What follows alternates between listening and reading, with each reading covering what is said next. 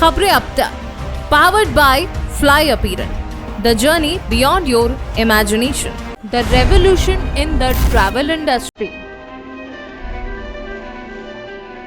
अगर आप करने जा रहे हैं अपनी ट्रिप प्लान, तो फ्लाई अपीयरेंस बनाएगा आपके सफर को और भी आसान। फ्लाइट, होटल और कैब बुकिंग में नहीं होंगे परेशान। अब बिना किसी मुश्किल के होगा आपका ट्रैवल प्लान। फ्लाई अपीयरेंस बनाएगा आपके हॉलिडे को और भी सरल और आसान। अगर आप प्लान कर रहे हैं फैमिली हॉलिडे या फिर कॉर्पोरेट टूर, तो चुने फ्लाई अपीयरेंस, जो आपकी मुश्किलें करेगा दूर।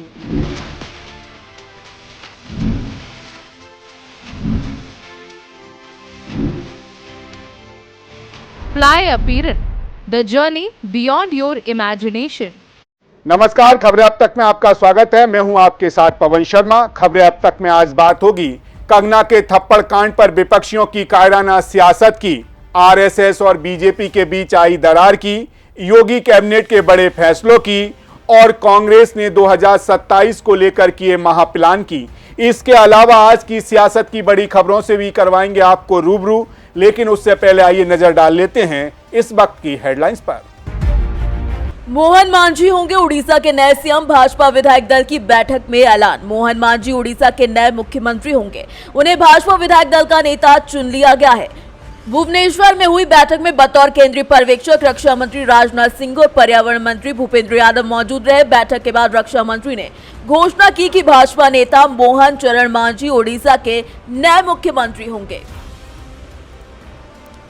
मोदी 3.0 में एनएसजी आईटीबीपी को वीआईपी सुरक्षा से हटाया जा सकता है। अर्धसैनिक बलों को जिम्मेदारी देने की तैयारी।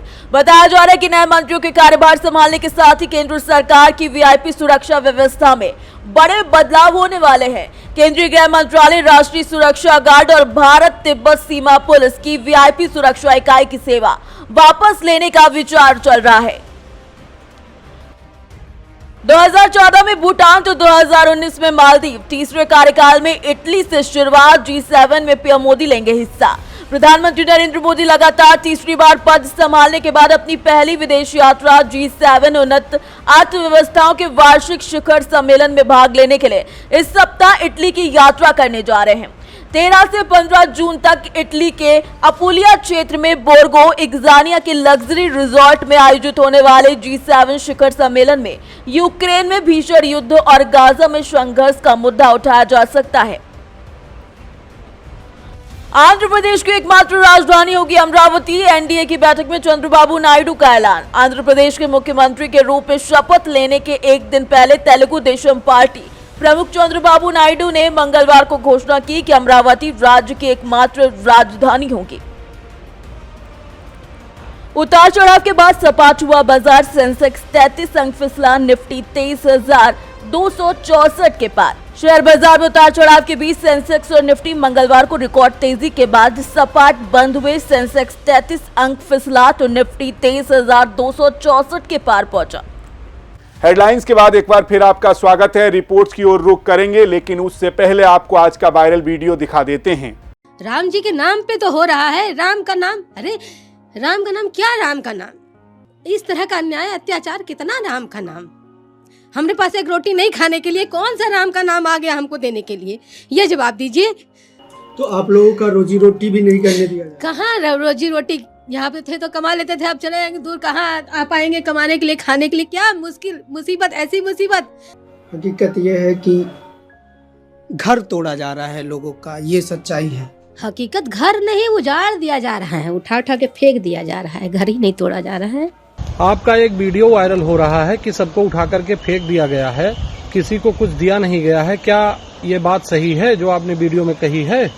नहीं, उस समय हमारा मकान टूटा नहीं था, वो टूटने वाला रहा। जब सूचना मिली कि ऐसा होगा तो हम परेशान, हर आदमी हो जाता है, और हमारे हस्बैंड भी परेशान चल रहे थे, बीमार आदमी चल रहे थे, अकेले घर में कमाने वाले हैं, इसलिए हम कह दिए हैं कि जाकर के भारत में कि हाँ उखाड़ के फेंका गया, लेकिन फेंका नहीं गया। बाद में हमें सरकार ने वहाँ से विस्थापित करके दूसरी जगह पे जमीन भी दिया है, मकान बनाए हैं और मुआवजा भी दिया है। अब जो भी आगे चल रहा है सो ठीक है, और जो अधिकारियों के द्वारा से जो भी सुविधा दी जा रही है उससे भी संतुष्ट है। अच्छा, ऐसी कोई बात मतलब आपको कोई तकलीफ नहीं है, मुआवजा वगैरह आपको समय से मिला था? हाँ, मिल गया था। अच्छा, इस वीडियो को देखकर आप हैरान रह गए होंगे कि आखिर ये हुआ क्या। दरअसल जब से अयोध्या में भारतीय जनता पार्टी हारी है, तब से कहा जा रहा है कि अयोध्या में जनता का घर राम मंदिर बनवाने के लिए तोड़ा गया और जनता को मुआवजा भी नहीं दिया गया, इसीलिए बीजेपी हारी। लेकिन अब ये वीडियो सामने आया है जिसकी तस्वीरें कुछ और कह रही हैं। वायरल वीडियो में दिख रहा है कि महिला अब कह रही है कि वो खुश है और उसे हर तरह की मदद मिली। फिलहाल महिला की बातों पर कितनी सच्चाई है, इसका निर्णय आप खुद करें। हम बढ़ेंगे खबरें अब तक की आज की प्रमुख खबर की ओर। लोकसभा चुनाव खत्म हो चुके हैं, नई सरकार का गठन भी हो गया है। एक बार फिर नरेंद्र मोदी भारत के प्रधानमंत्री बन चुके हैं। ऐसे में कई नए सांसद भी भारत सरकार को मिले हैं, जैसा कि हिमाचल के मंडी से कंगना रनौत। कंगना रनौत फिल्मों में अपना दमखम दिखा चुकी हैं, अब सियासत में कमाल करने के दावे के साथ सफल एंट्री भी कर चुकी हैं। लेकिन जैसे ही वो सांसद बनी, वैसे ही बधाइयों के साथ उनको थप्पड़ भी मिला। पंजाब में मंडी की लोकसभा सांसद कंगना रनौत पर CISF महिला जवान कुलविंदर कौर ने थप्पड़ बरसा दिया, जिसके बाद इस विवाद में नए अंश जुड़ते चले गए। कोई कंगना को पड़े थप्पड़ को सही बता रहा है तो कोई गलत बता रहा है, लेकिन जो लोग इसे सही बता रहे हैं उनके लिए एक वीडियो हमारे हाथ लगी है, आप भी देखिए वीडियो।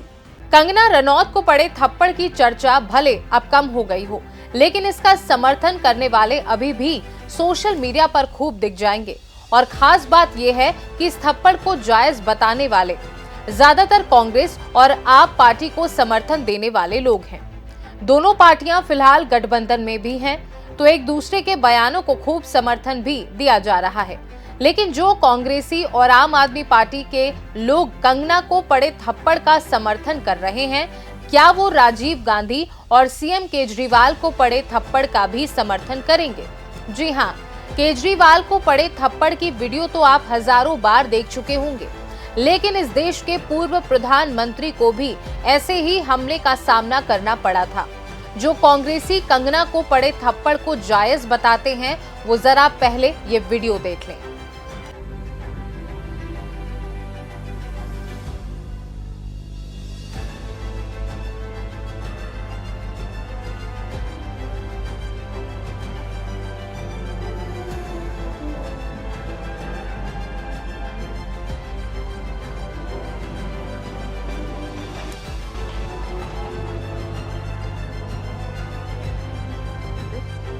दरअसल राजीव गांधी पर 1987 और 1986 में 2 बार अटैक हुए थे। पहला अटैक 31 जुलाई 1987 में श्रीलंका में हुआ था। तब राजीव गांधी श्रीलंका में थे, राष्ट्रपति भवन के सामने गार्ड ऑफ ऑनर रिसीव कर रहे थे कि तभी उन पर पीछे से श्रीलंकाई सैनिक ने बंदूक को उल्टा कर वार किया।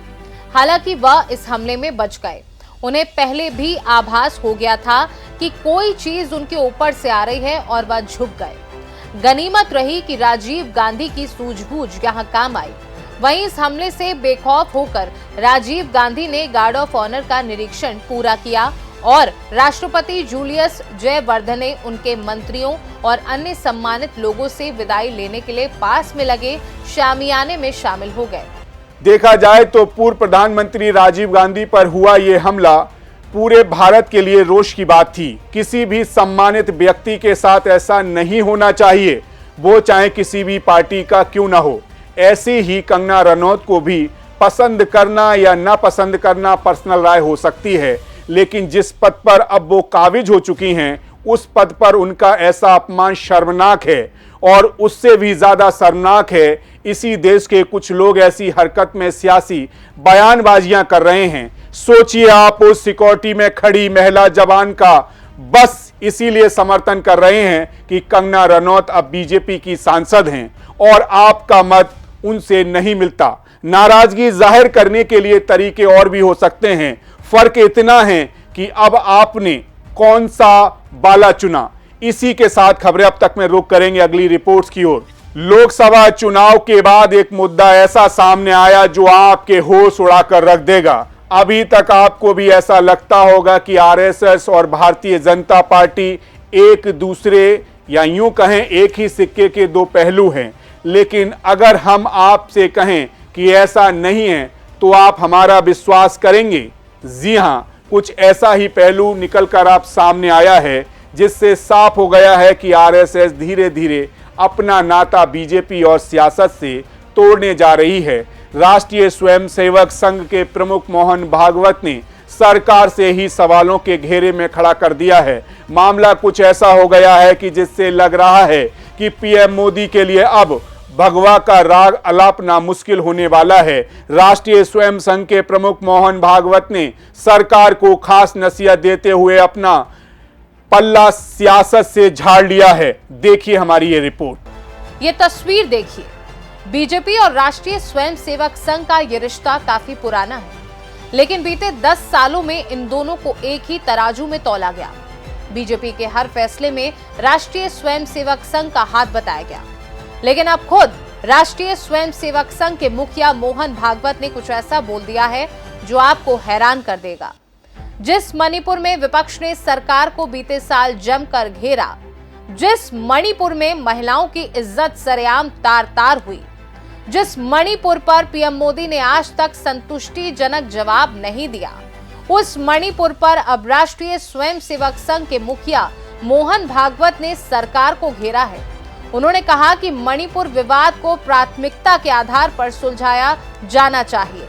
उन्होंने कहा कि राज्य में हो रही हिंसा को रोका जाना चाहिए। अब मोहन भागवत के बयान को संकेत में सही मोदी सरकार की आलोचना के तौर पर देखा जा रहा है। उन्होंने क्या कहा, पहले तो आप खुद सुनिए। अब 1 साल से मणिपुर शांति की राह देख रहा है, उसके पहले 10 साल शांत रहा। पुराना गन कल्चर समाप्त हो गया ऐसा लगा, और अचानक जो कलह वहां पर उपज गया या उपजाया गया, उसकी आग में अभी तक जल रहा है, त्राही त्राही कर रहा है। कौन उस पर ध्यान देगा? प्राथमिकता देके उसका विचार करना ये कर्तव्य है। बता दें कि पिछले साल 3 मई को मणिपुर में हिंसा भड़की थी। मैतेई और कुकी समुदाय के बीच लंबे समय से चला आ रहा तनाव हिंसा में बदल गया था।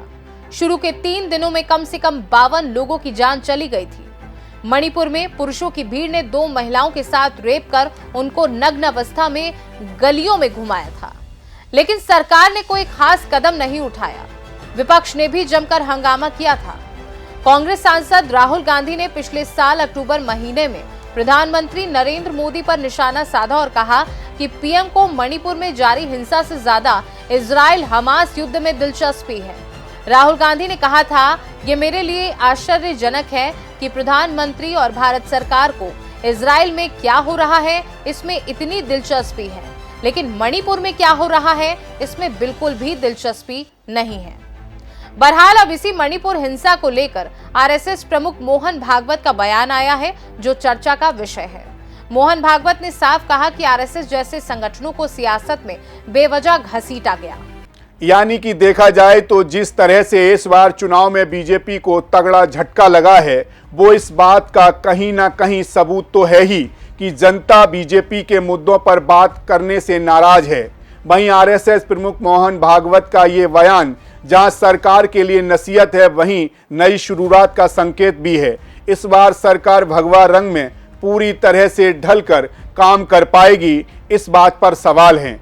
वहीं इस बार मुद्दों पर सरकार को बात करनी होगी। अगर ऐसा नहीं किया तो खामियाजा अगली बार सत्ता गंवाकर चुकाना पड़ सकता है।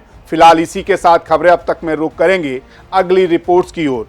लोकसभा चुनाव के बाद उत्तर प्रदेश की स्थिति को देखते हुए सीएम योगी ने एक बार फिर अपनी कमर कस ली है।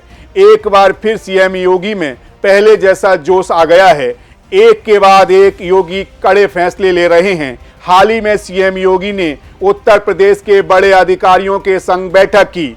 इसमें उन्होंने अधिकारियों को सख्त निर्देश दिए थे, लापरवाही पर एक्शन की चेतावनी भी दी थी। इसके बाद अब कैबिनेट की बैठक पर सभी की निगाहें थीं, जिसके बाद आज मुख्यमंत्री योगी आदित्यनाथ की अध्यक्षता में हुई कैबिनेट बैठक में कई बड़े फैसले लिए गए, जो आज चर्चा का विषय बने हुए हैं। देखिए इस पर हमारी एक खास रिपोर्ट। उत्तर प्रदेश के मुख्यमंत्री योगी आदित्यनाथ की कैबिनेट ने कुल 41 प्रस्तावों को मंजूरी दी है। योगी आदित्यनाथ की अध्यक्षता में मंगलवार को हुई कैबिनेट बैठक में तबादला नीति 2024-25 को मंजूरी दी गई है। लोकसभा चुनाव के बाद ये पहली कैबिनेट की बैठक है जिसमें ये प्रस्ताव पास हुए हैं। सरकार की पहली पेपरलेस कैबिनेट बैठक रही। वहीं लोकसभा चुनाव संपन्न होने के बाद ही योगी आदित्यनाथ ने कैबिनेट मंत्रियों को संवाद, समन्वय और संवेदनशीलता का मंत्र देकर एक बार फिर से जनता के बीच जाने के निर्देश भी दिए। तो चलिए बिना देर किए हुए आपको सीधे बताते हैं कि आखिर आज की योगी कैबिनेट की मीटिंग में आपके लिए क्या खास फैसले सरकार की तरफ से लिए गए। यूपी के सभी ग्रुप के सी और डी कर्मियों के तबादले मानव संपदा पोर्टल के जरिए होंगे। राजकीय आयुर्विज्ञान संस्थान ग्रेटर नोएडा का 500 बेड के अस्पताल को चिकित्सा शिक्षा विभाग को निःशुल्क दिया गया। आईआईटी कानपुर में बनेगा मेडिकल रिसर्च सेंटर, 500 बेड का सुपर स्पेशलिटी अस्पताल बनाने को दी मंजूरी। लखीमपुर में हवाई पट्टे के विस्तार को मंजूरी दी गई। गांव की 655 एकड़ जमीन अधिग्रहण की जाएगी। इसके लिए 271 करोड़ रुपए को मंजूरी मिली। वेतन वृद्धि से एक दिन पहले रिटायर होने वाले राज्य कर्मचारियों को मिलेगा वेतन वृद्धि का लाभ। बरेली में फ्यूचर यूनिवर्सिटी, गाजियाबाद में HRIT यूनिवर्सिटी को मंजूरी मिली। ओबरा में लग रहे 2 पावर प्लांट की लागत बढ़ने को मंजूरी मिली। बलिया के रसड़ा में ट्रांसमिशन सब स्टेशन की लागत 537 करोड़ करने के प्रस्ताव को मंजूरी।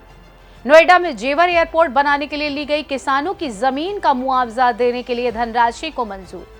आपको बता दें कि उत्तर प्रदेश कैबिनेट ने आज कुल 41 प्रस्तावों को मंजूरी दी। कैबिनेट की बैठक में कुल 42 प्रस्ताव रखे गए थे। देखा जाए तो लोकसभा चुनाव में उत्तर प्रदेश में भारतीय जनता पार्टी को 29 सीटों का नुकसान उठाना पड़ा है। ऐसे में सरकार फिर से एक्टिव मोड में आ रही है ताकि इस डैमेज को कंट्रोल करने की पॉलिसी पर काम किया जा सके। साथ ही सीएम योगी की छवि को भी तगड़ा नुकसान पहुंचा है, जिससे इन फैसलों के जरिए फिर से रिकवर करने की कोशिश की जा रही है। इसी के साथ खबरें अब तक में रुक कर लेते हैं अगली रिपोर्ट्स की ओर। कांग्रेस इस बार काफी उत्साहित नजर आ रही है। सालों के वनवास के बाद मिली अच्छी खासी जीत के बाद उसमें उत्साह काफी नजर आ रहा है। इसीलिए वो अब आगे की रणनीति पर काम कर रही है। कांग्रेस उत्तर प्रदेश में हारी हुई 11 सीटों पर नए सिरे से समीक्षा करेगी। इसके लिए हर लोकसभा क्षेत्र से बूथवार रिपोर्ट मांगी गई है। बूथ पर मिले कम वोटों के कारणों के बारे में कमेटी के सदस्यों से जानकारी ली जाएगी। फिर संबंधित बूथ जीतने की रणनीति तैयार होगी। दरअसल कांग्रेस को इंडिया गठबंधन के तहत 17 सीटें मिली थीं, जिसमें रायबरेली, अमेठी, प्रयागराज, सीतापुर, सहारनपुर और बाराबंकी में जीत मिली, बाकी पर हार। इसीलिए इन सीटों पर हार क्यों मिली, इसी तरह की कांग्रेस इसकी समीक्षा कर रही है। अगले सप्ताह से ही सीटवार समीक्षा शुरू हो जाएगी। इसमें जहां भारतीय जनता पार्टी से कम वोट मिले हैं, इसके बारे में संबंधित बूथ कमेटी अध्यक्ष से जानकारी जुटाई जाएगी। इससे मिले फीडबैक के आधार पर पार्टी की टीम अलग से सर्वे करेगी। ये देखा जाएगा कि संबंधित बूथ पर किस जाति के मतदाता ज्यादा हैं और वहां वोट न मिलने का कारण क्या है, ताकि 2027 में होने वाले विधानसभा चुनाव में नए तरीके से रणनीति बनाई जा सके। यानी कि देखा जाए तो कांग्रेस ने आने वाले 2027 के लिए अभी से तैयारियां करना शुरू कर दिया है। जिस कांग्रेस को सालों से उत्तर प्रदेश वालों ने अपने आसपास तक नहीं देखा, वो कांग्रेस अब उत्तर प्रदेश की सबसे बड़ी पार्टी बनने का सपना देखने लगी है और उसे पूरा करने के लिए काम भी करना शुरू कर दिया है। अब इसमें वो कितनी सफल हो पाएगी, ये तो आने वाले दिनों में ही पता लगेगा। तो ये तो थी खबरें अब तक की आज की खास रिपोर्ट्स। इसके अलावा राजनीति में क्या कुछ खास हुआ, ये भी आइए आपको बताते हैं। आज राष्ट्रीय जनता दल के नेता तेजस्वी यादव ने नीतीश कुमार पर निशाना साधा और कहा जब वो सरकार का हिस्सा हैं तो उनको कई प्रमुख मांगों के लिए केंद्र की नरेंद्र मोदी सरकार पर दबाव बनाना चाहिए। जैसे बिहार को विशेष राज्य का दर्जा कराने की कोशिश करनी चाहिए। वहीं बिहार के पूर्णिया से नवनिर्वाचित सांसद राजेश रंजन उर्फ पप्पू यादव के खिलाफ सोमवार को एक मामला दर्ज किया गया, जब एक व्यवसायी ने उन पर जबरन वसूली की कोशिश करने का आरोप लगाया। इसके अलावा उत्तर प्रदेश में कांग्रेस को उम्मीद की किरण दिखाने वाली अमेठी और रायबरेली की जनता का आभार व्यक्त करने कांग्रेस के पूर्व अध्यक्ष राहुल गांधी और महासचिव प्रियंका गांधी रायबरेली पहुंची और दिल खोलकर जनता को थैंक यू कहा और दावा किया कि कांग्रेस को रायबरेली की जनता ने महज 300 घंटे में जिता दिया। सुनिए उन्होंने और कुछ कहा। देखिए, मैं ज्यादा समय नहीं लेना चाहती, सिर्फ आपको एक बहुत बड़ा धन्यवाद देना चाहती हूँ, क्योंकि जब मैं यहाँ आई थी इस बार चुनाव लड़ने के लिए, मैंने कहा था कि लगभग 300 घंटे हैं, 2-2, 3-3 घंटे निकाल लीजिए सोने के लिए, बाकी सब काम करेंगे। और आपने ये करके दिखाया है। दिन रात हमने काम किया इस नतीजे के लिए। सबसे बड़ा धन्यवाद रायबरेली की जनता को, मेरे परिवार के सदस्यों को, जिन्होंने मेरे बड़े भाई को वोट देकर इतनी भारी बहुमत से जिताया। हम सब आपके आभारी हैं। और जितनी श्रद्धा, जितनी निष्ठा आपने हमें दिखाई है, उससे दुगनी श्रद्धा, उससे दुगनी निष्ठा के साथ हम सब आपके लिए काम करेंगे अगले 5 सालों के लिए और हमेशा के लिए। आप सबको बहुत बहुत धन्यवाद। इसी के साथ मुझे दें इजाजत। जाते जाते एक बात आपसे जरूर करेंगे। मणिपुर का मुद्दा बार बार निकलकर सामने आ जाता है। ऐसे में सवाल उठता है कि आखिर पीएम मोदी और अमित शाह की वो जोड़ी जो हर काम कर लेती है, वो आखिरकार मणिपुर के मामले में फेल कैसे हो गई। मणिपुर में मई 2023 से जातीय हिंसा जारी है। यहाँ मैतेई और पहाड़ी इलाकों में रहने वाले कुकी के बीच जातीय संघर्ष में 200 से अधिक लोगों की जान जा चुकी है। महिलाओं को सरेआम बेइज्जत किया गया है। मणिपुर 1 साल से शांत की राह देख रहा है। कश्मीर में शांति कायम करने वाली मोदी शाह आखिर मणिपुर पर क्यों चुप रहते हैं, बड़ा सवाल है। माना कि मणिपुर के हालात अलग हैं, माना कि लोगों को समझना आसान नहीं है, मगर नामुमकिन भी नहीं है। ऐसी सरकार को इस बार इस मुद्दे को प्राथमिकता पर जरूर लेना चाहिए। मणिपुर भारत के सबसे सुंदर राज्यों में से एक है, मगर इसे ऐसे ही जलने के लिए छोड़ दिया गया तो वो दिन दूर नहीं जब भारत के इतिहास में मणिपुर काले अक्षरों में लिखा जाएगा। फिलहाल इसी के साथ मुझे दीजिए इजाजत और जाते जाते हम आपको छोड़ जाते हैं आज के सुविचार के साथ। एक आदमी अपने विचारों का उत्पाद है। वह जो सोचता है वह बन जाता है।